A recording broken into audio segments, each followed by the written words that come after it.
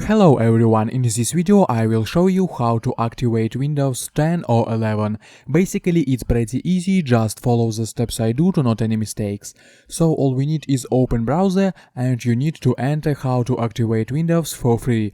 You will have many sites and videos on this topic, but this is considered illegal and we will not do so. To officially use the licensed version of Windows, click on the logo in the lower left corner, then go to the settings and select system, then click about. On this page you can see the data of your computer and your Windows. Then click change product key and get to the page where it says that Windows is not activated. If you want to purchase an official license, click go to the store, and if you already have an activation key, then click edit and enter it.